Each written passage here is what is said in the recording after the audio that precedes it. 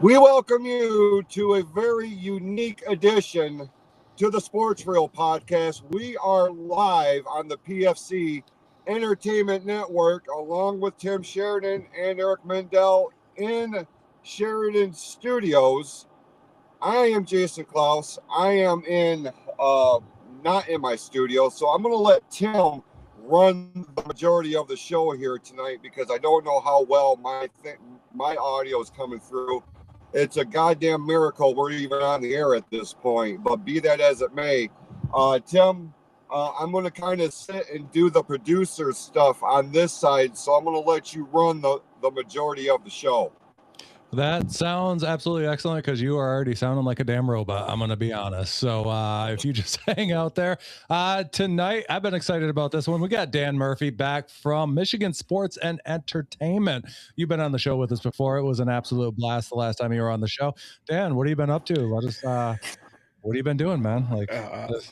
Just obviously enjoying the Tigers to some degree. Everything that they got going on, absolutely crazy playoff chase that they're in the middle of, and getting ready for football season, man. My buddy Brian, who was on the podcast with me last time you guys had us on, he's actually coaching running backs at Lawrence Tech University right now. So, and still with his athletic director duties at Bishop Foley. So quite the busy guy. So unfortunately, he couldn't jump on tonight. But wish him the best. He's still on with me on Sunday nights doing Inside the Coach's Office. But other than that, he's incredibly busy with what he's got going on. But really excited to talk some ball tonight, guys. Oh, 100%. Like you brought up, football is almost here. So Eric, football is here. I mean, it is here. We're in preseason, but do we really call that football quite yet? It's not like, I mean, I know the Lions are going to have starters this week. So, but Eric, how you been and how excited are you about football coming? I've been better since the last 2 days. Slept on my neck wrong and could barely turn my head to the left, but went to the chiropractor twice this week and feeling a lot better today. So other than that, can't complain. That's good news. I mean, I don't think you could turn your head that much anyways before. I could. You got kind of a giant head and it's hard to move around. But be that as it may, I had to steal that from Jason. Sorry, I'm trying to upload a bunch of or do my normal stuff, and Jason's usually filling in the chat here. So let's jump right into it. Let's get into the Detroit Tigers with Jason's weird feedback that all we're hearing. Jason, can you mute your mic? Can you hear me? There we go. All right, so let's feed right into the Detroit Tigers. I know we just dropped a series to the White Sox, which was a little disappointing, but Dan, how are we feeling about the Tigers at this point in time? Because if we were talking about them 3 months ago, we were all pretty down on them and we were worried, but they've been playing pretty hot lately. Like, you pretty excited about this team and where they're headed? Yeah, man. Like I mentioned, this playoff chase is pretty nuts. You look at it going into today of 7 teams going for that final wild card spot, all separated by 2 games. I mean, wow. Absolutely incredible. And obviously the getting swept by the White Sox at home was incredibly disappointing. When you go into a series with a chance to possibly, take the division lead, have destiny in your hands, and then get swept. Obviously, it's incredibly disappointing. And there were some huge crowds out there, close to sellouts all weekend. So obviously incredibly disappointing. But if you kind of look back at June 1st, when they started that run or this run that they've been on, they were the worst team in the American League. Record-wise, they were the worst team in the American League at the time. And it's kind of just been like 2 steps forward, 1 step back, 2 steps forward, 1 step back this entire run. They haven't gone on any type of crazy run like the Red Sox did and just, took control of things. It's just been this kind of steady pace that they've been on. And even if you look, they got swept over the weekend, but still, if you look at over the last 15 games, they were 9-6. So it was still, a good stretch where they gained ground over a 2-week stretch despite that sweep. So if they can just continue that pace that they've been on since June 1st and continue that pace throughout the regular season, they're going to end up in the playoffs. Do they end up winning the division? It's going to be tough. It's probably going to come down to that series in Chicago later in September, a 4-game series on the south side of Chicago that's probably going to decide things. But in terms of making the playoffs, I think they got a great shot to get that final wild card spot. I'd agree with that. The way they're playing, I was really had a lot of high hopes going to this series against the White Sox, because they were, I think, 3 games out of leading the division. And I was like, man, if they could at least win this series and, keep the momentum going like they are, back on track after losing 3 in a row. But hey, the White Sox are playing very good, and you know, as much as I want the Tigers to make the playoffs, I still kind of want to see a Cubs and White Sox World Series. Not gonna lie, because there was footage of them getting into a giant brawl. I think like last night or something. I'm like, that'd be one hell of a World Series if that happened. Yeah, that would be wild, absolutely wild. But Yeah. I'm got a lot of hope for the Tigers right now. You know, like Dan was saying, they're one step forward, one step back. But right now, it's who's going to There's get a lot hot forward. right at that last moment. Because I brought this up last week. Like baseball is a sport of momentum, and it's usually the team that catches the most momentum at the right time that can really carry this thing in late. And the Tigers, since the All-Star break, have been pretty hot. You know what I mean? They haven't been on the Red Sox run that Dan had brought up, but they've been consistent enough where they've been pulling like 7-2, you know, over stretches, and that's pretty damn good, especially in a weak American League that has left this thing wide open for just about anybody. You know what I mean? Like, I mean, you look at the American League, nobody's really out of this thing quite yet. You know, there's still enough baseball left that anybody could go on a run and get back into this thing. And, you know, is that going to be the Yankees? Is the Red Sox going to make a hot run at this thing? Who knows? You know, I mean, it's really wide open. But with the way that the Tigers have been playing since that All-Star break, with trading away of Skubal, which I was going to get your opinion on the Skubal thing because we haven't talked to you since, you know, well before that. We got rid of Skubal, we got rid of Mize, and it seemed right after that the Tigers started getting hot. Like, how did you feel about the Skubal trade? Do you think that played into effect, you know, of the Tigers getting hot after that? And were you upset with Skubal getting traded? My fear, you know, going back a couple of months ago, was that they were going to end up in this position where they're kind of in purgatory, where they're kind of too close to sell, but not close enough to buy, and that's kind of where they found themselves at. And I think Scott Harris waited as long as he could in that home stand against the Royals and the Orioles, where they finished 3-4 in that homestand, I think was the difference, and especially that last game against Baltimore, Skubal's last start. You have a 7-0 lead. You hand it to the bullpen, and the bullpen completely implodes. Yeah. And I think that might have just been a moment for Scott Harris where it was just kind of a tip the table over moment. Right? You know what? I did everything I could. I waited as long as I could, but that's it. Like, that's it. Like the guys that, you know, Skubal and Mize, and maybe they might have looked at, you know, maybe moving to Torres or Jansen or some of the other potential free agents, but Mize and Skubal were obviously the big fish when it came to the trade market. And he moved those guys, and he decided, you know, I'm going to go with the young guys. I'm going to go with the guys that I drafted, the guys that have developed under my system. And I mean, if you look at it, the way things have gone this season and how all of these rookies have played, you really can't blame them. In my opinion, I know a lot of people are bashing them because for trading Skubal and for trading Mize and not pushing to try to go for it a little bit more.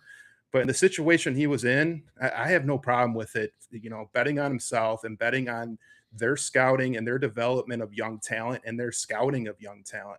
Now, you could argue that his pro scouting has not been the best in terms of free agents and things like yeah. that.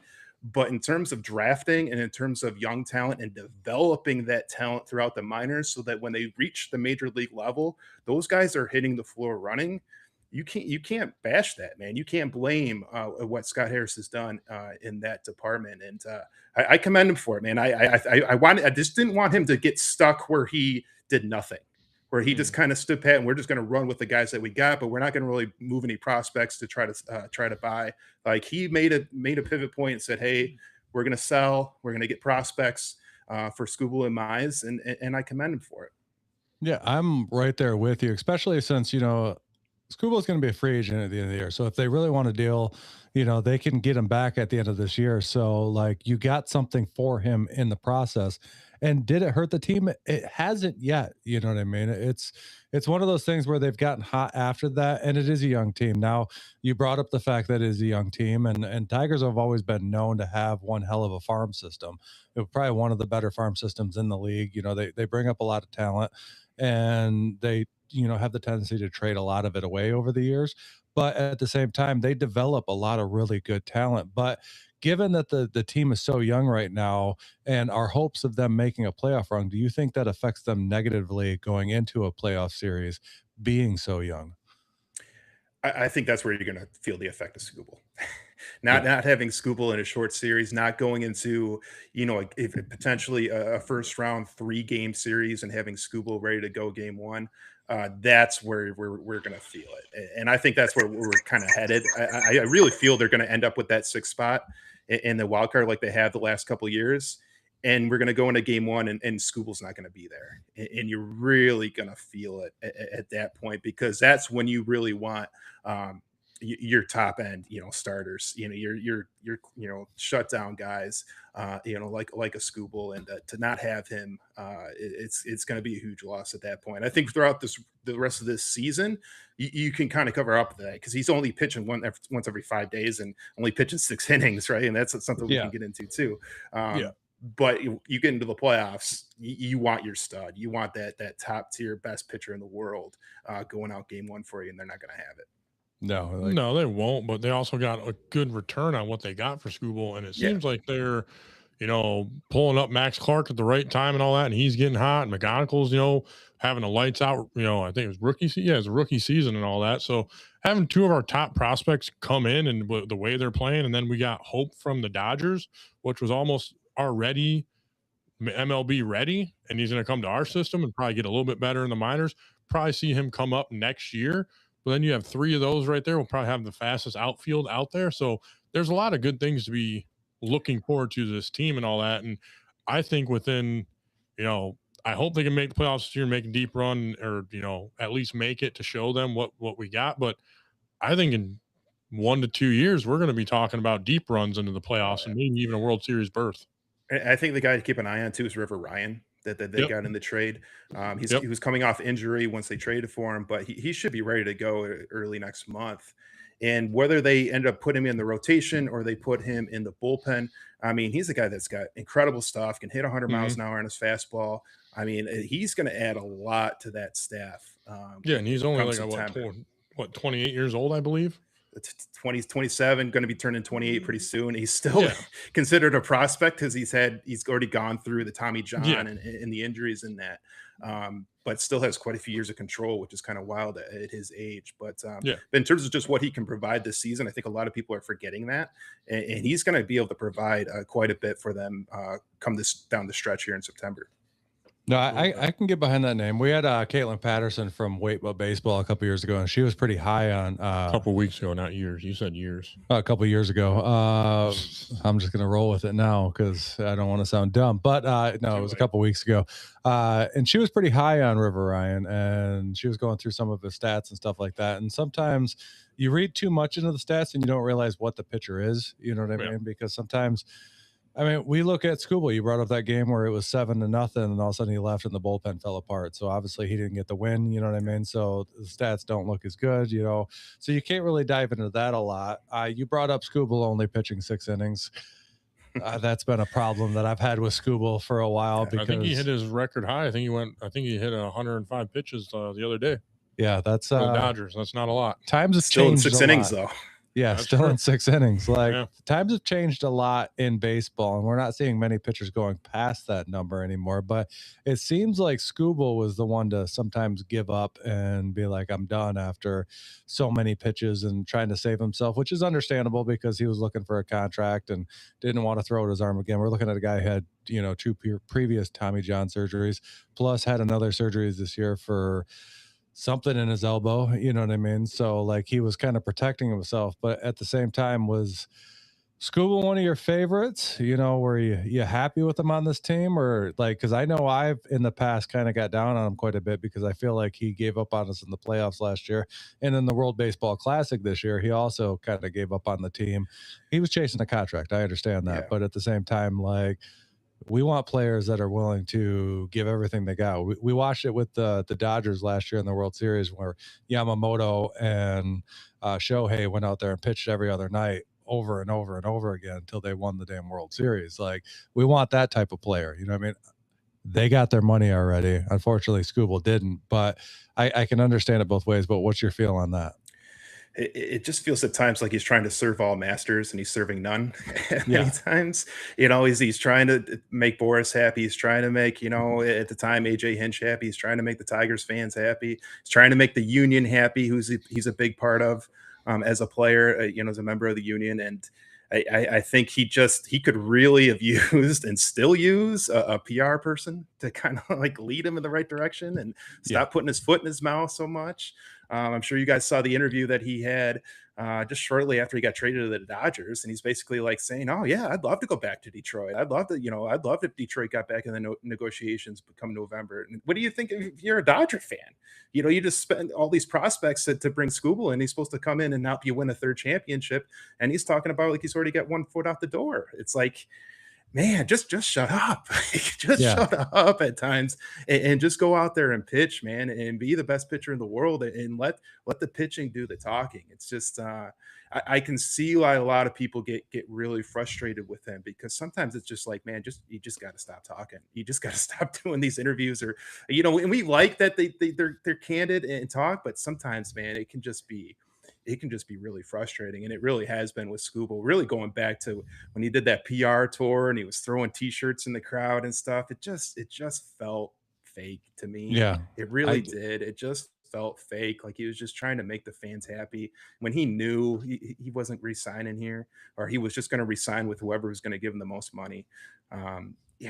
So I see it. I can see it both ways. I can see the frustrations, but I also, I'm appreciative of what he did here. I mean, best pitcher in the world, back-to-back Cy Youngs, helped lead him to two playoff runs, had some incredible moments that game against Cleveland last year. One of my favorite moments of all time, especially, because he answered a lot of demons, slayed a lot of demons from earlier in that season against Cleveland in that same field, the Progressive Field. You remember when earlier in the season when the Tigers were, collapsing and dropping the division, big game there that he was pitching and he threw the ball between his legs and the game collapsed and they ended up losing the division. So a lot of demons that he slayed in that playoff game in Cleveland in game 1 last year. And, so there's tons of moments like that he had as a Tiger that I'm always going to remember and always think of fondly, but there is going to be a little bit bittersweet when you think about how it ended and the PR and all the stuff and all the interviews and all that. It's not, he's not going to be looked at the same, especially if he never comes back. I don't see him putting a Tigers jersey on again. He's not going to be looked at in the same way that Verlander is, not even close to the same way that Justin Verlander is. Yeah, not at all. I mean, you bring that up, the PR aspect of it, and you kind of hit on a lot of stuff that Jason has been talking about, over the last month or so, when he's saying that a lot of stuff that seems to come out of his mouth is fake. You know what I mean? And we took a lot of heat online, or Jason did, because everybody gives him a lot of heat. And I'm sure he's listening right now. The whole city of Sacramento loves him. But yeah, he did come across a little fake sometime. But I think that the problem is, to be honest, and I'll ask Eric's intake on this in a second, but I think a lot of it is letting his agent get too much power. You know what I mean? I think Skubal wanted to stay a Tiger, but I think his agent was pushing him to go after wherever the most money is. You know what I mean? Which is understandable, but at the same time, I do get the feel that Skubal wanted to be here.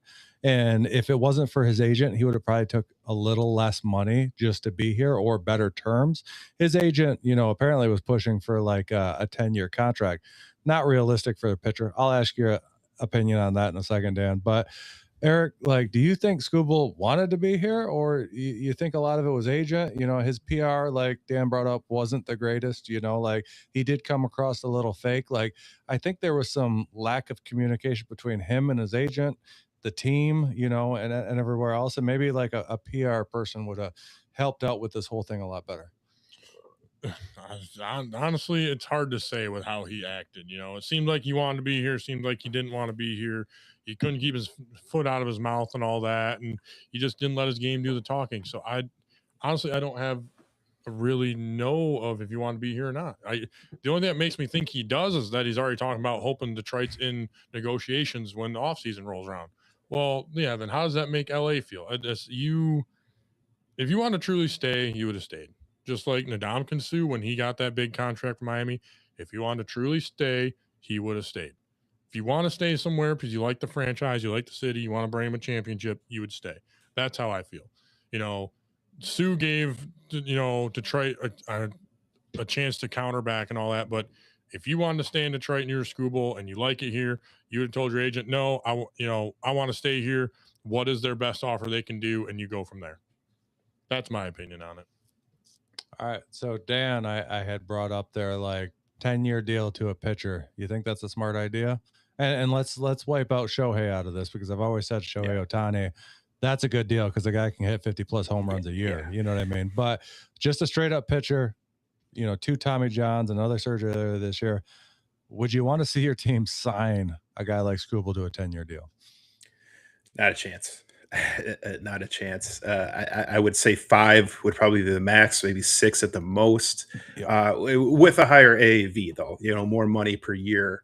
Like I always thought, like if I was Chris Ilitch in his shoes, I would have sat down with Scooball and said, hey, this is the offer we can give you, owner to player, let's take everything out of it. 5 years, $250. You're going to be the $50 million a year for the next 5 years. Like you're going to be the richest pitcher in baseball. Like you're going to set the market, but 5 years. That's as most as we can go. And if he had offered that, like I think everybody would have been happy. And if Scooball would have still turned that down, all right, everybody can walk away and say, okay, he's just going for the $400 million, a 10-year contract. Yeah. But I just feel like that contract could have been negotiated or somewhere close to that vicinity. When you look at what the Tigers offer Valdez, they're giving him $38 million a year for 3 years. So to get Scooball, if they had those talks before they ever went after Valdez, I got to imagine it could have been somewhere in that ballpark if they really could have sat down. And I just feel like Boras and Scooball just never were interested in anything close to that. They're going for the 8, 9, 10-year deal with as much money as possible. And if that's who you're dealing with, I can't blame Scott Harris for moving away from it. And like they just had no interest in discussing anything at all until the season was over too. And it puts the Tigers and Scott Harris in a terrible position because you have no idea if you're going to be able to get this guy back. And you're leaning towards the fact that you're probably not. So you got to move him. Yeah, you got to move them and get those pieces when you can get them, and it makes a lot of sense. And like I've always been. Oh, hold on, you got something to say about this? But he brought up the main problem with this, Ilitch. You brought up the main. He doesn't like. He not trying to drop the thing and all that, but he also is control of the Red Wings, and we had a chance to get Steven Stamkos here in 24, and we could have had a chance to get Anthony Mantha back. He told Yzerman no, so he tied Yzerman's hands with that. So it makes me think he had ties in this with Scooball, because that's why Larkin wants out, because Ilitch is telling Yzerman, hey, I don't want to do that. So reality, what's going on is Ilitch is controlling the GMs, not giving them full range. So did he tell Scott Harris, like, hey, you only got this much to work with? And same with Yzerman. So everyone was mad about Yzerman, taking so long to get us there, but he, his hands were tied because Ilitch is like, yeah, no, I don't want to do that. When you could have had Anthony Mantha and Steven Stamkos, one of the best hockey players out there still as an older guy, and you probably could have had Patrick Kane, you would have had some players to help out, and we could have maybe made the playoffs last year, them being here on a more than a 1 year, 2 year deal. So that makes me think that he had a little bit more to tell, say than Scott Harris did on keeping Scooball. So knowing that, what do you think that probably had a factor then?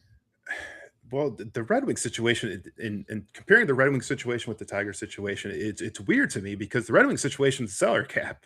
So if they're going to spend up to the cap anyways, to me, that's kind of a weird situation. Why Ilitch would say no on certain players when it's salary cap anyways, but then you turn around and look what the Tigers did in this offseason, and Flaherty was back, Torres was back. It looked like he wanted to spend money. They went out and signed Jansen, and then all of a sudden they go out and sign Valdez. After the arbitration, Scooball was getting $32 million. So it's like we're all of a sudden they're going on the spending spree.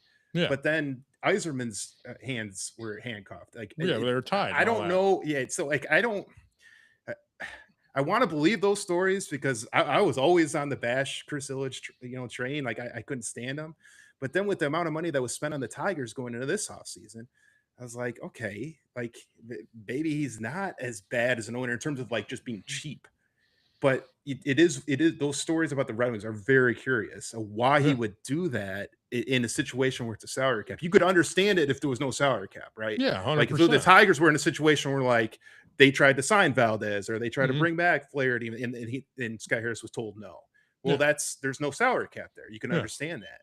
But in the Red Wings situation, there's a salary cap. So Yeah. why were they allowed to spend money with the Tigers, Yeah, but I they weren't don't allowed to get it. spend money with the Red Wings with their salary cap? It doesn't. And we didn't have. Something's not adding up to me. Yeah, and that- so yeah, it's just I heard that this week, and I'm just like, wow, that makes a lot more sense. Why Dylan Larkin requested a trade now? He's sick of not getting help, and I'm guessing that we found out that Eisman's hands were tied and all that, so that makes sense. But yeah, I see your point, and there's no salary cap in baseball, so it does. Yeah, that's what made me think too. I'm like, he went out and spent all this money on the Tigers, but you're going to tell Eisman, the one dude that led this team to a couple Stanley Cups and all that, and is iconic name here, you're going to tell them, oh no, we can't get those guys, even though they wanted to come here and they wanted to play here. But Illich is like, yeah, no, we're not doing that. Well, what make it make sense? And it doesn't make sense to me at all.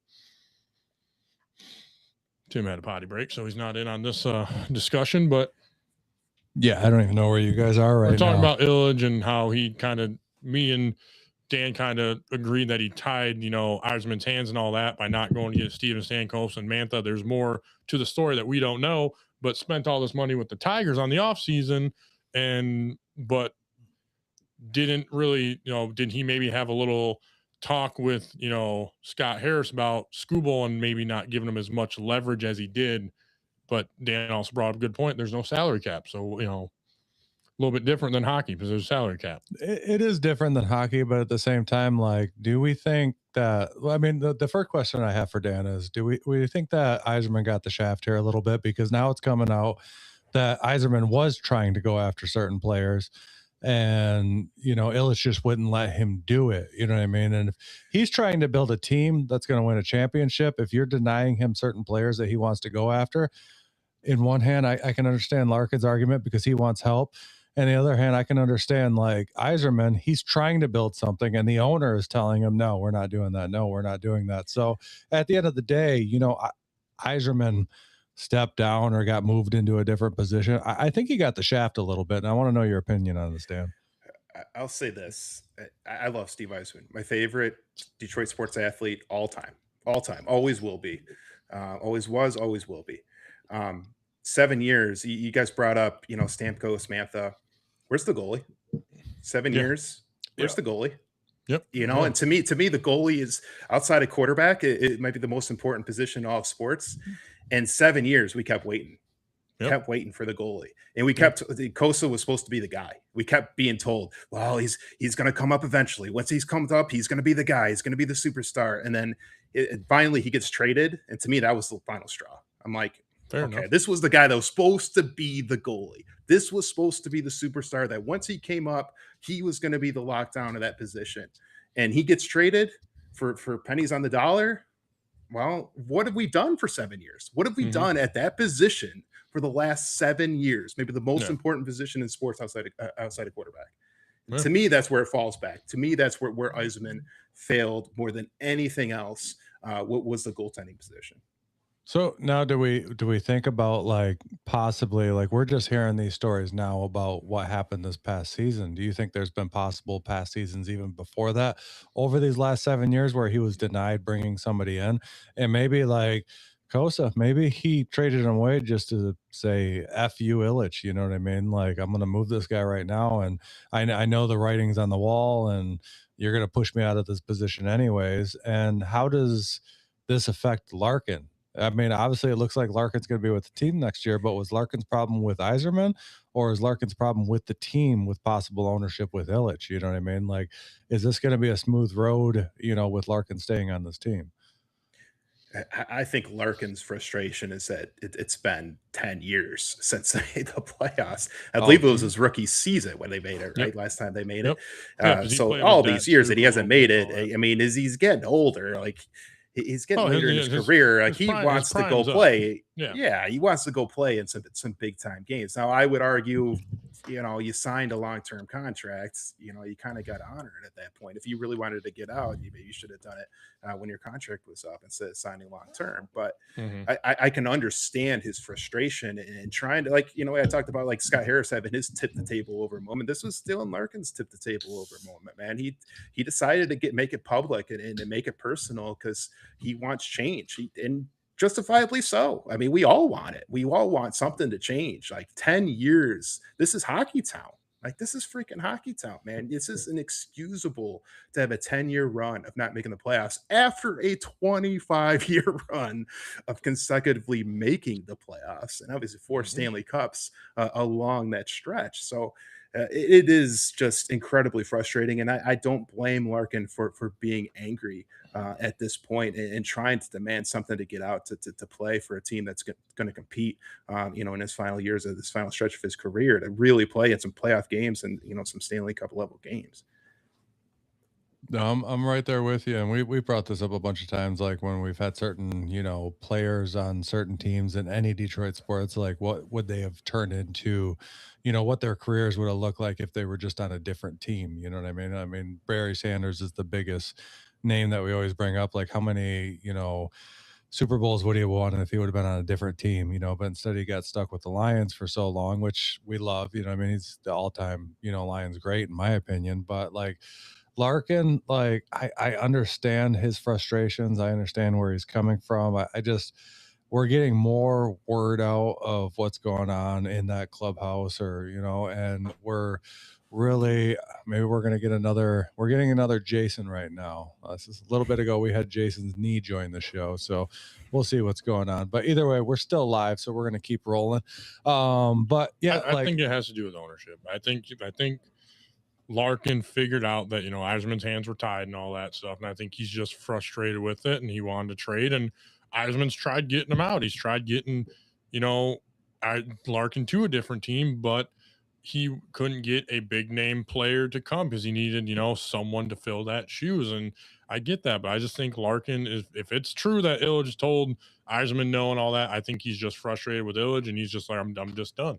He's born and raised here and all that. And, he can't be, even though I heard he's a Maple Leafs fan, whatever, but born and raised, you're playing for your hometown, you're going to eventually get sick of it if this is what's happening. If the owner doesn't want to spend money or get players to help you get to that next step and start making playoff runs again, at least making the playoffs consistently, showing the NHL that you're a legit team. I would say, though, like in Larkin's situation, probably should have been handled behind closed doors. It said, like to make it easier for him to get moved. Because now you make it public, everybody knows. It would have got out eventually, though. It would have got out eventually. That. Maybe. I mean, maybe. But I would like to think that, at the time, Yzerman was obviously still the GM when Larkin requested the trade. So we might never know exactly what was going on. Maybe Yzerman was already on the way out and Larkin knew. Like, is you brought it up, is Larkin's frustrations more with ownership or is it with Yzerman? I was under the assumption it was more with Yzerman, but maybe you're right. Maybe it is more with ownership. But regardless, I mean, this is bad. This whole situation is just terrible. I mentioned the 10 years of not making the playoffs. What a bad situation this is. But Steve Yzerman is essentially fired. One of the faces of this franchise, absolute legend, and he gets let go. Your captain, who grew up here, loves the Red Wings, it just bleeds, the Red Wings colors, and he's demanding a trade. And you haven't made the playoffs in 10 years. Like, I can't, it hasn't been this bad since the 70s and the Dead Wings. Like, that's the last time it was this bad. And it's for it to be the Detroit Red Wings to be in this situation is it's mind-blowing. And when Yzerman came back originally, and everybody was like, come back Stevie, and then he actually did come back. Everybody thought, I mean, there's nobody who thought that this was going to end up being a failure. And 7 years later, it's almost worse than when it was when he got here in some ways, in considering what your captain Dylan Larkin is asking to be traded. Well, you got rid of a lot of good younger players like Mantha. You got rid of Bertuzzi. You got rid of a lot of younger players that probably could have stayed and meshed. And I'm not sure, but yeah, no, it's with what he did with Tampa, you thought it was going to be like, okay, 4 years we're going to be playing for Stanley Cup. You thought it was going to, he was going to turn around right away. He seemed like the fireproof GM of, the NHL because what he did in Tampa, that's mind blowing. They turned them around in 3 years and won a Stanley Cup. And now they're a contender every year because of what he built there. You thought he was like, okay, he's coming home. He's coming back to Hockey Town. He's going to turn around. And it just never panned out. And, us Red Wings fans are getting frustrated. It's been 10 years, like you said, and it's looks like it might go on 11. More than likely gonna.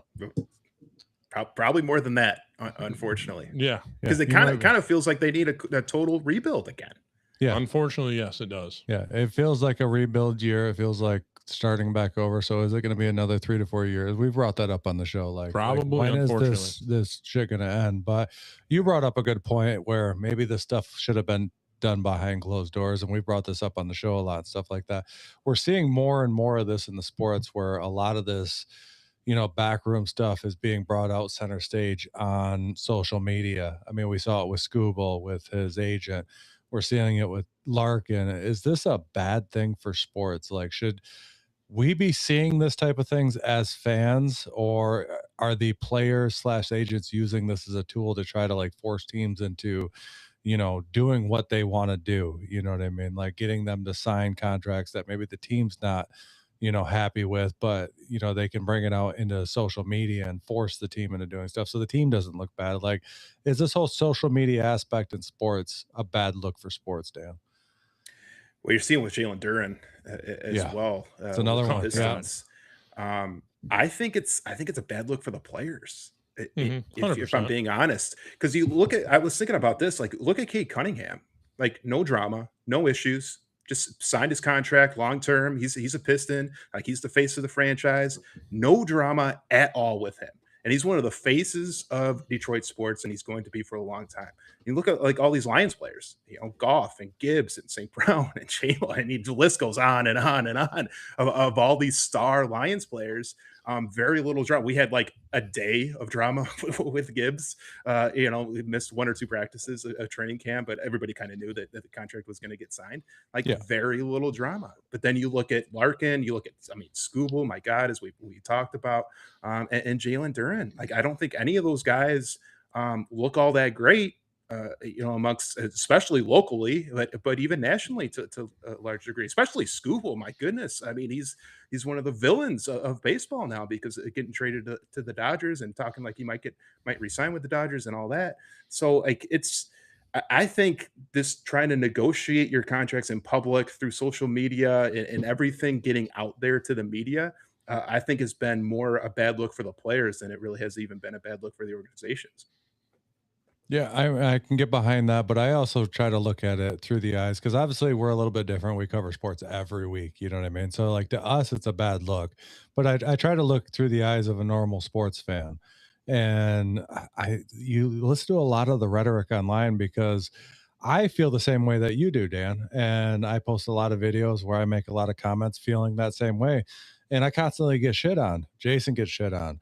Eric, we all get shit on. I'm sure you guys have posted stuff similar to that and people are angry with it, So I try to look at it through the eyes of a normal sports fan, not somebody who tries to cover sports every week. And I think it also looks bad on the team. And I think these players are trying to use that to their advantage. You know what I mean? I think it's bad on the players. I don't think any of this stuff should be out in the public. Like, think about it. 10 years ago, we never heard any of this kind of drama. You know what I mean? Social media wasn't that big. Like, all this stuff was backdoor. You brought up the Lions. Did we hear this kind of drama when David Montgomery asked to be traded?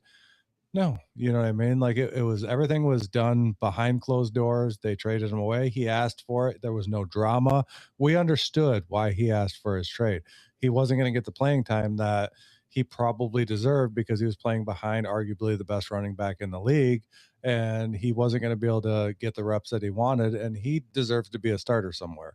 Now he's going to split the reps down, in Texas, but it is what it is. He has to be traded. We didn't hear anything more about it, but it seems, our other teams, we're hearing a lot about it. Scooble with the Red Wings, you brought up Duren. It is a thing where social media is becoming a problem, and I do view it as a negative towards the player, myself personally. But do you think the average sports fan, Dan, views it the same way?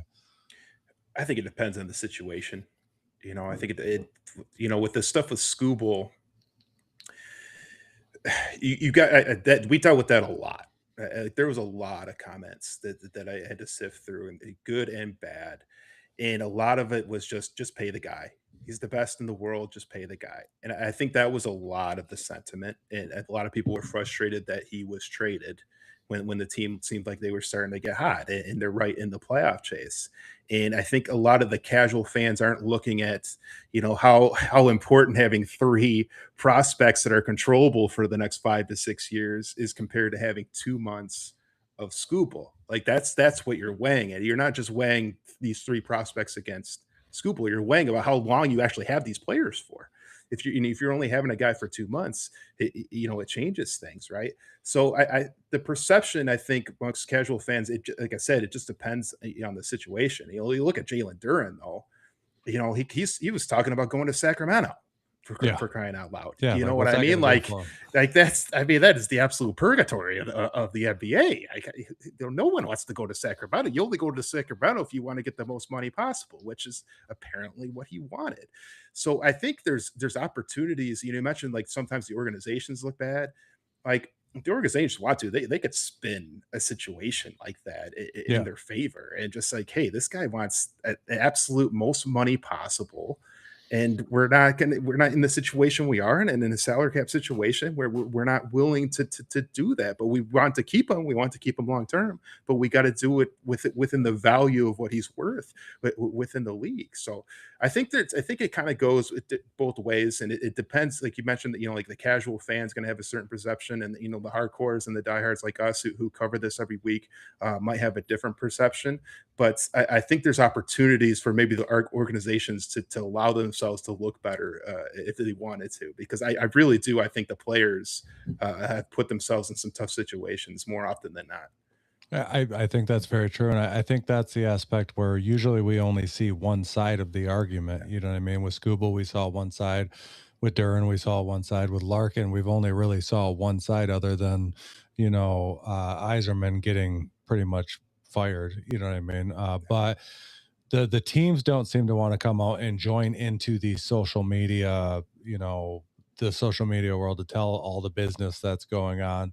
And I think if they did, they could definitely turn it 100%, even to the casual fan against the player.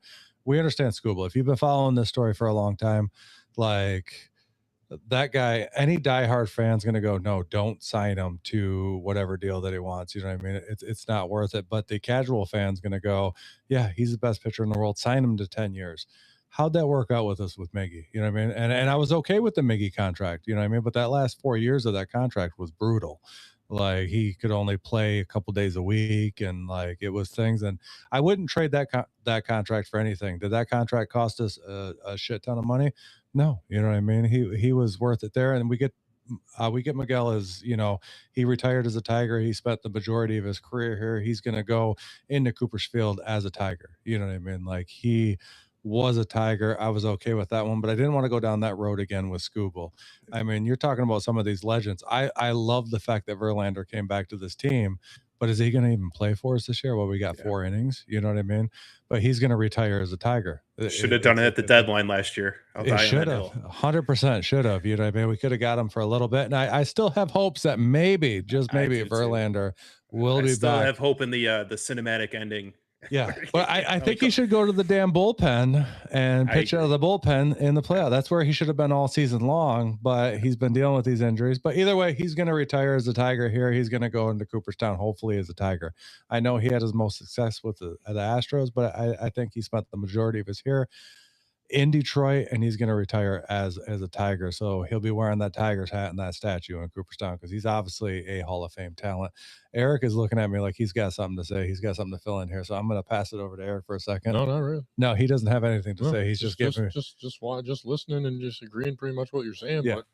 But I'm ready to talk some football. We're going to get into football here in a second. But yeah, I definitely think that like maybe like you're saying, I think the teams don't reciprocate enough with the social media and stuff. And if you got a player coming at you, you should probably make yourself look a little bit better so the casual fan can understand what's going on. Because, yeah, I think the casual fan looks at this negatively, where the diehards who cover this every week and really dive into the sports, we kind of take the position of siding with the team more often, depending on what's going on. I don't side with the Wings in the thing because I think Illich is part of the problem, and you can see those same similar problems with the Tigers. So if you're seeing the same thing between both teams that they own, I think Illich is an issue. Now, if the old man was still alive, would we be having any of these issues? No, that guy was balls to the wall. We're going to win everything. You know what I mean? He would throw everything at a team. I don't think the younger Illiches are behind that. But speaking of that, Eric brought up football. Football. I mean, we've had our first preseason game. The Lions played this past weekend. They did lose to the Bengals. Everybody quiet down. I've seen a lot of fucking social media hate saying that they lost their first game. It's preseason. Look what they were doing. They were bouncing players around. Now, a name that was brought up throughout training camp that was looking really good, to me, did not look that good this past weekend. That was Miles Frazier. Now, they were playing him all over the place, trying him out at different positions. But to me, what they were saying coming out of training camp to that first preseason game did not translate. Dan, what'd you think of Miles Frazier through this first preseason game? Yeah, he's somebody I've had my eye on since his first game last year, and I thought he played well in his first game last year, and then it was kind of downhill after that. And I was looking forward to seeing how he would do this preseason game after having a full camp under his belt. And yeah, man, a lot of penalties. He played a ton, but didn't necessarily play all that well. Definitely disappointed because they're going to need him. I mean, they're going to Yeah. need as we've seen over the last couple of years, but especially last year, that they're going to need depth across the offensive line, whether he ends up being the starting left guard or not. He's going to play at some point of the season and play significantly. They need him to play well. They need him to be a quality backup, if not a quality starter. So, yeah, really disappointed to see how he played in this first preseason game. But the fact that how much he played shows you that they know they are going to need him. They Yeah. know they need him to be ready to go once week one gets going, because he's going to be a valuable part of this offensive line. But yeah, not the greatest showing in preseason game number one for him. Do you think that had a lot to do with them bouncing him around so much? Because he was playing a lot of positions that night. You know what I mean? They kept bouncing him around the line to try him out at different positions. Do you think that could have affected that at all? I mean, it's possible. That's definitely possible. A lot of offensive line too is just building chemistry with the rest of the offensive line too. So, in preseason games, you're getting guys, rotating in and out. So he was playing with a lot of different guys, and as you mentioned, he was playing multiple positions. So yeah, that did definitely play into it, and definitely play into maybe some of the penalties. But just so overall, kind of some of the one-on-one battles he had. It just didn't look the greatest. But no, that is a really good point, though. He was bouncing around quite a bit, and again, it is a preseason game, so you can't take anything you see. You got to take with a grain of salt. Yeah, because I think the only normal, starter that we're used to seeing that I even saw on that line at any given time was Mahogany. Yeah. And he didn't even look that great, out there in that game. But it is early. But Eric Frazier, like, are you worried about him in any positions? Like, there was a lot of hype with them with, the pre or through training camp, and then all of a sudden not a good showing in that first preseason game. Or is there anything that we should worry about when it comes to depth of this line? I don't think you should take a guy and throw him in multiple positions in one game. I think if your plan was to see him in multiple positions, okay, first preseason game we'll try him out at left guard. Second preseason game we'll try him out at center. You give him the whole game to play that position. I feel like, and let him get used to it and feel it out, and mesh with the line he's working with that time. But if you're mixing up the line throughout the game, yeah, you're gonna look sloppy. You're not gonna look well-rounded. You're gonna be making mental mistakes that you wouldn't be making if you were playing that position all the time. You don't go around swapping people in the beginning of the regular season, because you have your starters there and you know what you're playing. You know what you're doing. If you're playing from right side to left side, it's a little bit different cadence, a little bit different things you got to remember. So I wouldn't really worry about it. We got a lot of linemen. I think there's a lot of depth there. You know, that one guy we got from the Texans when the Montgomery trade sounds like he's going to be playing center because Cade Mays is hurt. So he's been getting a lot of reps at center. Well, there's more to that too. So we'll get into that in a minute. But I think they were projecting him at that, but stuff's been changing at practice this week. So we'll get into that here in a second. But if you're going to switch someone mid-game, you know, in different positions, he's going to be sloppy in each of those positions, I feel like.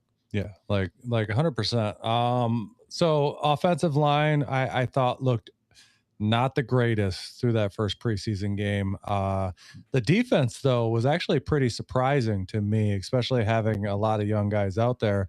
Who do you think the defense did pretty well, and who do you think was the standout on defense, Dan?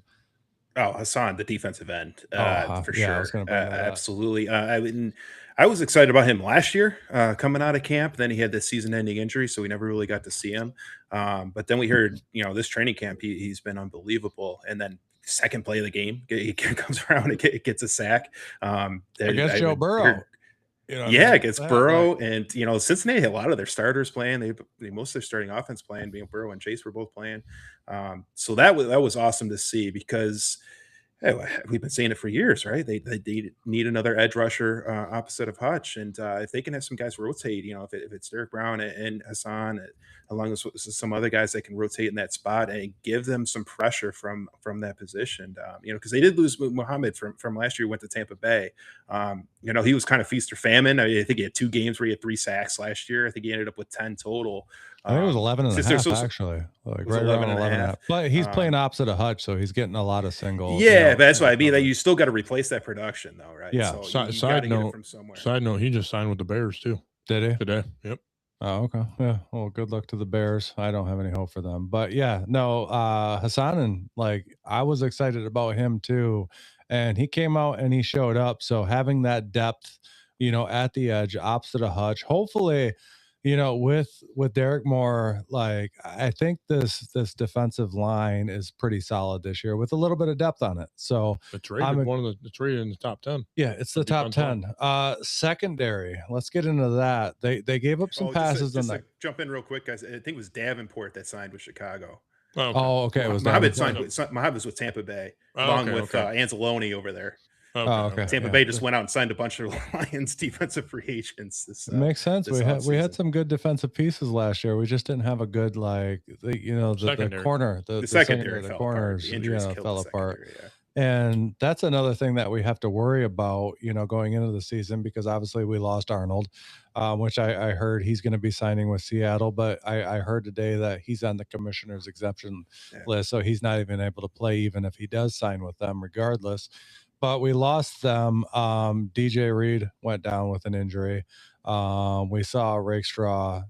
He went out in that first game hurt. How much longer are we really going to deal with this guy? You know what I mean? Like, he hasn't been able to play. Like, do we have much hope for him at this point? But that secondary, do we think there was any standouts, Dan, in this first game with the secondary? Anybody we should be keeping our eye on that can kind of help carry this team? Because obviously that secondary is beat up, whether it's, you know, cornerbacks or the safeties. What are we looking at as a positive note? Whiteside, I thought at corner played really well. I thought he stepped in really well last year in the Tampa Bay game, the Monday night game. Yeah. And he played fantastic in that game. And then we didn't really hear about him kind of the rest of the year. He didn't get a ton of playing time. And I was really surprised. And then we went into training camp and it sounds like he's just been tearing it up. And I thought he looked really good from a positive side. From a negative side, you brought up Rakestraw. Yeah, man. Like, it seems like every time he gets touched, he's going down with an injury. It's ridiculous at this point. I mean, he got hit in the shoulder. Like, that's a routine. I'm not trying to bash the guy, but that's a routine football play, man. Yeah. If you're getting hurt on that, like, it kind of tells a lot. Like, man, I don't know. This is not a guy that you're going to be able to depend on. You know, after 2 straight years, first 2 years going down with season-ending injuries, and then the first preseason game, almost, you know, first quarter, you're going down with it after a hit like that. It makes you question if they're going to get anything from this guy. And if they don't get anything from Rakestraw, that's their top 2 picks. Yeah. The 24 draft. You know, 2 corners. You know, ideally at this point, those guys would be your 1 and 2 corners. You drafted them 1 and 2 a couple years ago, and you're potentially not going to get anything from either one of them. And that's the biggest position that's in question, right, is the secondary. And you can point right to that draft. Picks 1 and 2, Well, Rakestraw and Arnold. They're not going to get anything from those guys. It looks like definitely not getting anything from Arnold. Obviously, No, yeah, it's No, not no. looking like they're going to get much from Rakestraw either. Yeah. The only good corner we ever drafted at number in the second round was Darius Slay, and we got rid of him because the Matt Patricia era, and that was a horrible era. Yeah, and I was so hoping last year when he went up, like we could have got him back here We to should play have. here. We should have. But he went to the Bills and then just decided to retire. But yeah, I missed Darius Slay. But yeah, that corner position is a big, question mark right now. And you brought up Whiteside. I heard he's banged up right now too. I haven't heard anything about, what the injury is yet. So I'm waiting to hear about that. But that's another unfortunate loss because yeah, he looked good through training camp and he looked good in that game. Are we going to have him moving forward? Because the big question mark is also with the safeties currently. Is Kirby going to be able to play? When's Branch going to be back? You know what I mean? And those are big positions because, like, when Kirby was on the field, nobody threw a deep ball. They were scared. I mean, Kirby was an absolute ball hawk. And who's going to fill in that role right now? I saw that they couple releases this week, one of them being Lauren Strickland, another DB that, they just got rid of. So like I'm worried about the secondary on this team. And is that something that is going to really hinder him this year, Dan? Yeah, the safety position is my biggest concern, without question. You brought up Kirby in the secondary in terms of coverage. My big concern is not having Branch in the run game. And if you guys go back and look at that Pittsburgh game from last year, where they had 2 big time runs that just got out the gate. If you watch the safety, strong safety, totally out of position. Run fits were terrible, and that's a position where Branch would have been there, and it would have been a 4-yard gain. Instead, it turns into a 50-yard touchdown. It happened twice in that game. That was that back. I mean, they should have won that game anyways. Yeah. But if that Branch plays that game, there's no question in my mind they end up winning that game and potentially end up making the playoffs because that was the backbreaker, the dagger of that season. And not having Branch, you guys watched him, like he's just unbelievable. He plays like a bat out of hell, man. He just flies into the run game, and he's there, whether he's making plays in the backfield or he's making plays, 2-3 yards down the field. Like he's always in position to make that tackle. He's like having an extra linebacker on the field. And not having him was brutal at the end of last season, and not being able to have him, potentially until maybe mid-late October at best. It's going to be an issue, guys. Like it's going to be an issue, and having both of them, man, it's been talked about a lot, but I don't think it can be talked about enough. Like how much they're going to miss both those guys in the first half of the season. Mm-hmm.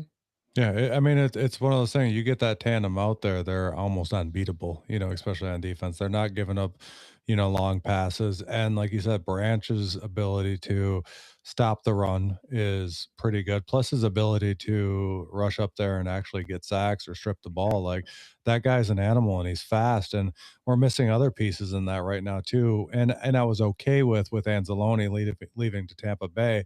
But he was a big part of this defense, but I think they're going to be okay in that position. I really wish throughout the offseason they would address the linebacker core a little bit more and get a little bit more speed because a team in the North like Green Bay that has such a fast linebacker core, I really look at they're going, why don't we have a linebacker core like Green Bay does? Like, I mean, they're on that ball. Like, you can't run against those guys. It's absolutely wild. So, I would like them to try to get into that. And speaking of the defense, Shepard coming into a second year, do you think he's going to have an upside? Do you think this defense is going to get better, or is Shepard, the DC that we should be worried about, or, what's your opinion on Shepard so far? I think naturally, second year in, it's going to be a big jump for him. He's also going to have Campbell there to help him a little bit more too, because if you remember Campbell, who was a third, fourth weekend, he took over play calling, so his focus had to go on the offense, obviously, and I think that took away a little bit more of his ability to kind of lean on the defensive side, maybe more than he wanted to. So I think all those are going to be huge factors, but regardless of who the defensive coordinator is, if you don't have 2 all-pro safeties, it's gonna be a huge factor, Yeah, guys. It's gonna be a 100%. huge factor. But I do have a lot of faith in this front seven. Like you mentioned the linebacker core, like I feel pretty good at where they're at. Jack Campbell, I think is gonna be all pro linebacker, one of the Yeah, best linebackers in the league. 100%. And Hutch, I think Hutch is, my prediction might kind of like, I don't know if it's too far outside the box, but my prediction is Hutch is going to win Defensive Player of the Year this year. Like I I could, think he's back, a full year removed from the broken leg. Like I think he's just gonna be unbelievable. And we're hearing stuff from Campbell, and we kind of heard this a little bit last year too, but where he's just kind of absolutely wrecking the offense and just wreaking absolute havoc in practice. Like I think Hutch is primed for one of the best years we've seen from a defensive lineman from a Lions player in a long time. And like he was on track, a couple of years ago before the leg injury to potentially win a defensive player of the year with how he was playing early in the season. I think he's going to get back to that level this year and be a huge difference maker on that defense, especially as we mentioned, if he can get some help from the other side with Derek Moore and Hassan can help him on the other side and get some pressure, and also up the middle too, guys. Something we hadn't mentioned at the defensive tackle position. Lee McNeil, another guy, a full year removed from his injury, coming off an ACL. Like he came back, late in the year last year, wasn't the same player. Looks a lot better from all accounts in terms of how he's looked in training camp. Like he can bring that pressure. If you guys remember a couple years ago when he was healthy, man, he was bringing pressure from the middle. And then Tyreek Williams as well, who was a good draft pick from a couple years ago. Lost a ton of weight, like in incredible shape, and one of those deals, best shape of his life. You always hear that in the offseason. yeah. But this guy really got himself in some incredible shape, and He dropped had 50 that pounds. defensive line like combined, man, like they can help that secondary quite a bit with the pressure they could potentially bring. Well, 100%. And I think you bring up Lee McNeil, and I don't even fault him a lot on how he performed last year because they kept on trying to move him out to the edge last year. Yeah, And that that's was just, bizarre. yeah, That was that's bizarre. that's not his position. He's used to working up the middle. Like keep him in his position, but I can understand they didn't have a lot of depth on that line last year. So they were trying to make something happen, but I really do think they got the depth this year, and I'm right behind you with Hutch, possibly making, a run at defensive player of the year because having, people opposite side of him there, I think is going to open him up to less double teams because I think between Derek Moore and Hassan and like they're really gonna be able to get some pressure on that opposite side. So they're not going to be able to double up on Hutch all the time. So I see big numbers coming from him this year. And like you said, he's a year out from that injury. And like we're all excited about this Lions team this year. And I know this week, just within the last day or so, Dan Campbell said we're going to have a significant amount of starters playing in this next preseason game. Now, obviously, it'll probably be only a couple snaps because that's usually typically what we see. But is this something that we're worried about with all the injuries that are already hitting this team? Like JMO, I heard, is dealing with an injury right now. Like putting starters out there in the preseason, is this a negative move or a positive move? Well, they not having joint practices this year, which they've always done under Dan Campbell. That's something they pivoted away from. So I think they got to get some live combat in some way. The joint practices were nice because they're a little bit more controlled, and you can kind of get exactly what you want. You can set up red zone situations, you can set up third down situations. All the different aspects of the game that you want because it's a little bit more controlled. You might not necessarily get those situations depending how the game plays out. But if you're not going to have joint practices, which they're not, you got to have some type of preseason play. I'm not saying a ton. I'm not even saying an entire half. I would say this game too is probably the only game you're going to see the starters, but you got to see them for, I would say at least a quarter, especially with that offensive line, man. You got to get some chemistry with Cade Mays being out. Like that's huge, man. You got to get some chemistry across that offensive line and get your starting group together playing against, an actual opponent. For at least a quarter, at least get a few drives in where you're playing together, making the calls, you're not going to get a lot of blitzes in that, but at least some type of pass protection adjustments and things like that, and build the terminology, build the communication, and build that chemistry across that offensive line. I think is the most crucial of anything. Oh, 100%. And what we're hearing out of practices over the last couple of days is that Tate Ratledge has been taking quite a few snaps at center on that first team offense. Is that something that we should be looking forward to? Well, I'm Or curious because if you remember last year when Ragnow retired, They had Ratledge go to center, and it lasted maybe 2 practices.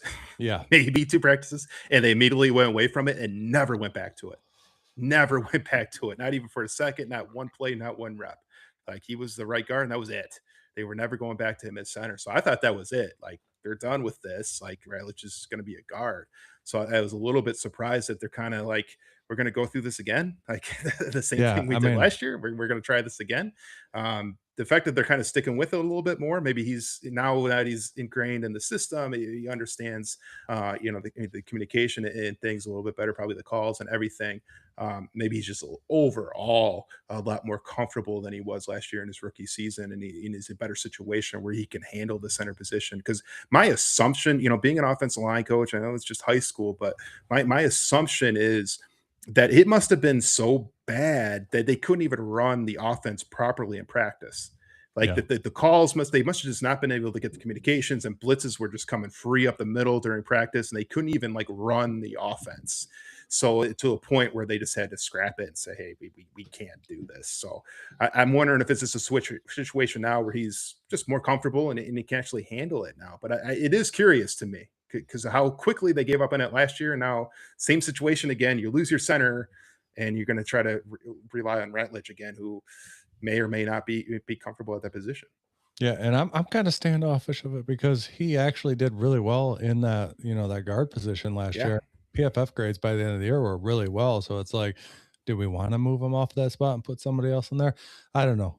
Better minds know better than I do. You know what I mean? And if it's something that they think they can pull it off, and obviously we'll probably see him quite possibly this week in that position, in this preseason game with the starters to see how he does.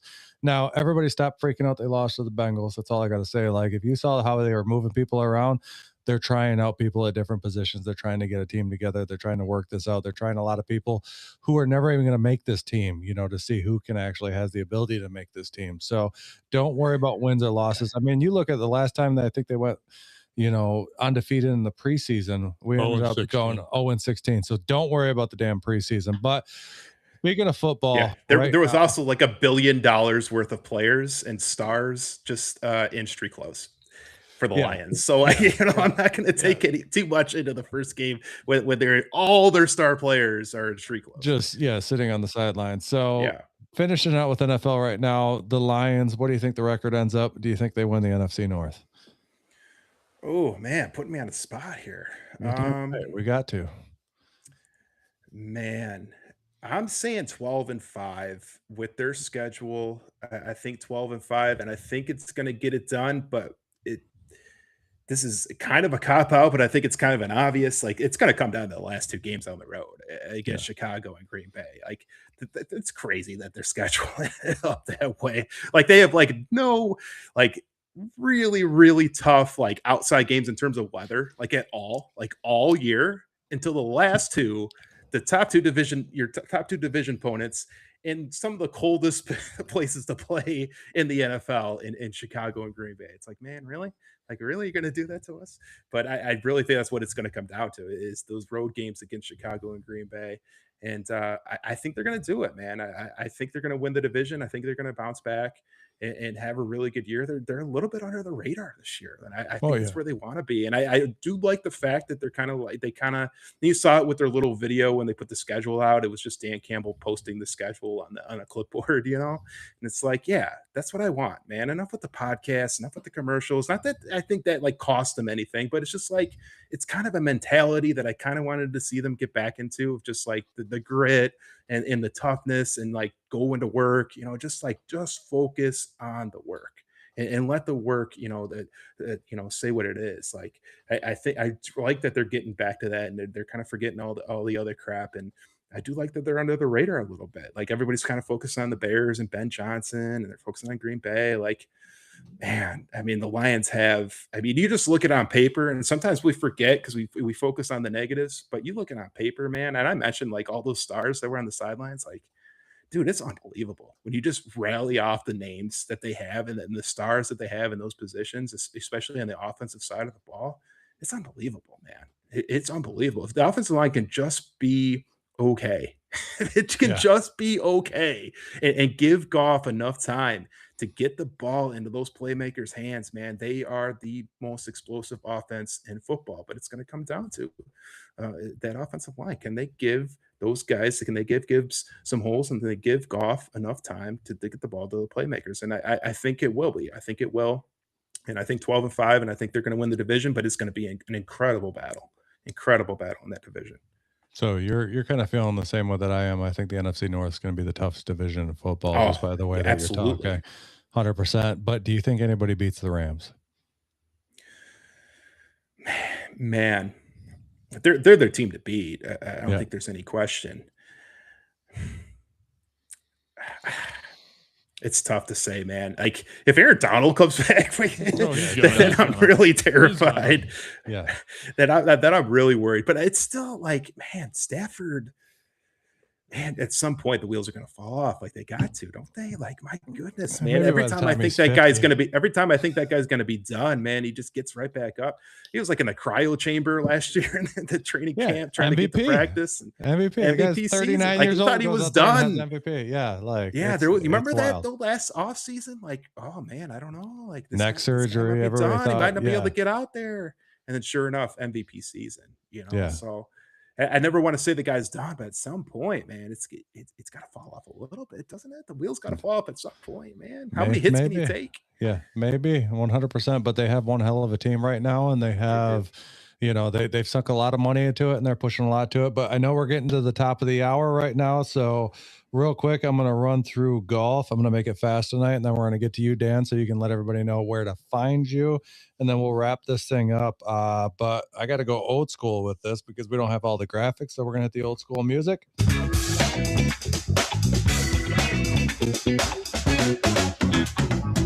This is Tim's 2 Minutes Golf Talk, which is going to be much faster than 2 minutes here on the Sports World Podcast on the PFC Entertainment Network. This past weekend, we had the FedEx St. Jude Championship where Scotty Scheffler ran away with this thing. He was 8 strokes ahead of Siwoo Kim, where he won this thing. We had a 2-way tie for third with Noren and Burns, a 2-way tie for fifth with Im and Clark, and a 5-way tie for seventh with Fleetwood, Auberg, Matsuyama, Knapp, and Schauffele. Scotty Scheffler absolutely ran away with this tournament and showed why. I mean, I was excited to see Scotty get back to dominant form, the Scotty that we've seen of old. Dan, I can't remember if you watch golf at all, but I'm not. But I do have a question for you after you're done with the segment. Okay. Scotty absolutely ran away with this thing. Next weekend, we have the next round of the FedEx Championship, which is the BMW Championship. But other big news, Live Golf is imploding right now. Jon Rahm is on his way back to the PGA Tour. He is going to pay the $25 million, fine, or not fine, but $25 million, donation to charity to make his way back into the PGA Tour. So I don't know if we're going to see a Live Golf next year. It looks like a lot of these players are starting to transition their way back to PGA after Live Golf announced that they're going to a more smaller format with less winnings and everything else. I know they secured sponsorship, but who's going to stay and play for very little amount of money? So obviously one of the biggest names, Jon Rahm, is on his way back. But that was Tim's 2 Minutes of Golf Talk, brought to you by the PFC Entertainment Network on the Sports World Podcast. Dan, what question do you have? So Tim, the question I had for you, so I'm sure you guys talked about it a little bit a couple weeks ago, but the Rocket Mortgage Classic. Yes. Did you get a chance to go to it? And what were your thoughts on it and how it went? And also the fact that it's going to be the last year for it. Yes, we were actually there. Me and Eric were there. We were firsthand. It was absolutely awesome. It was a good time. Yeah, what they did to the course to kind of wrap it up, like Detroit Golf Club, they did a lot to the course to make it a little bit harder and stuff like that.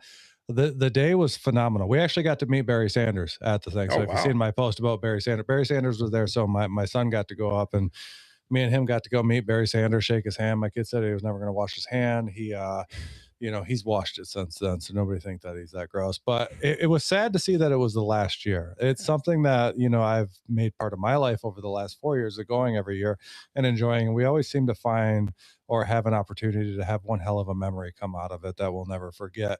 Because there's so much to do there, and you can meet stars.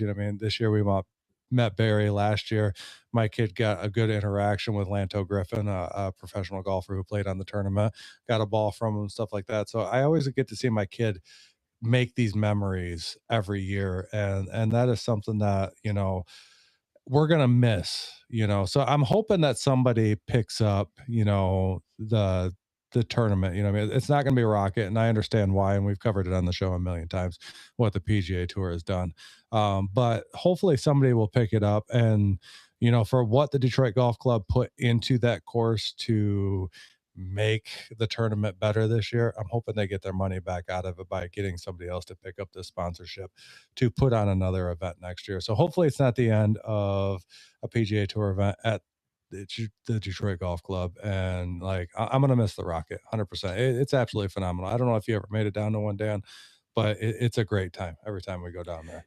It would seem pretty wild to me to not have a PGA event in Michigan in this area. To lose the Rocket Mortgage Classic is quite the bummer. But man, I mean, everybody knows Michigan is a golf hub. Like, it's crazy to me that we haven't had like a major golf tournament in a while. Like one of the top four. I can't remember the last one. Wasn't the last one like Oakland Hills? Like, I think years and years ago. Like, it's crazy. Like, with the amount of great golf courses we have in this state, and as well as golf is known in this state, and I think the events are very well attended. It's crazy to me that we don't have at least something already like in line to replace it. It's a bummer, man. Yeah, you still have the Ally Challenge coming up, which is part of the Champions Tour, and you still have the LPGA, which plays a major here in Michigan. So there's stuff that you can go see for golf, but the PGA Tour needs to get back on this, and they need to find somebody to pick up the sponsorship. Yeah. But other than that, Dan, let everybody know where they can find you. Yeah, Michigan Sports Entertainment. We're Facebook, TikTok, YouTube, Twitter, Instagram, all the main social media networks. You can find us. Type in Michigan Sports Entertainment, you'll find us. Our main podcast is Inside the Coach's Office. We go every Sunday night at 7 with my co-host Brian Barnes. He's currently coaching running backs at Lawrence Tech University. He's also the athletic director at Bishop Foley. So it's always great to pick his brain. And we've been talking Tigers nonstop, covering them. And we're going to really get going with football coverage. We got some really great guests lined up. I also have a podcast called The Detroit Sit Down that I'm going to get going again. Actually have Bernie Smilovich lined up as my next guest. So really excited to talk to him. Learn about his career and everything he had going through, being a major, name in Detroit, being on Channel 4 all those years. So really excited to talk to him. But yeah, Michigan Sports Entertainment, just type it in whatever social media network and you'll find us. Perfect, man. And I appreciate you 100%. Tell Brian we said hi, and we'll get you guys both back on here. I'll stay in touch with you. So we'll get you guys both back on when his time kind of dies down as well a little bit. So that way we can get you guys both back on here. But awesome time with you. The only programming notes I have this week is next week, August 25th at 6 p.m. Eastern at the PFC Entertainment Network on YouTube and Facebook. You can find us exactly where you're watching us right now. We got Abe from Detroit finally getting on the show with us. So we're looking forward to that one. And we're about 160 followers away from giving away the Kirby Joseph, speaking of Kirby Joseph, but the Kirby Joseph autographed mini helmet on TikTok. So you can get on that giveaway. Just get to our TikTok, follow us, like one of those posts that's pinned to the top of our profile, and you can get on that profile. And today we're going to announce our Facebook giveaway. Finally, we have a Dylan Dingler autographed baseball that we will be giving away on Facebook as soon as we hit 1,000 followers. So follow us on Facebook and you can get on that giveaway also. Other than that, Dan, I appreciate your time. Like I said, I'll stay in touch with you. We'll link this thing back up in a few months once you and Brian kind of slow down a little bit, and we can get you both on the show, and we'll do this thing all over again. But totally appreciate you, brother. Other than that, everybody go out, have a good time, and tune in next week because we are going to be here. Jason, you know how to roll us out, brother. I'm sure you're still watching. Maybe. Are we rolling out? I don't know. Oh, we unmuted it. All right. We certainly appreciate everybody bearing with us on this episode of the Sports Reel podcast. Tune in next week. Go out, be awesome to yourselves and to each other. We'll see you next week on the Sports Reel podcast live on the PFC Entertainment Network. Let's go Tigers. Go Lions.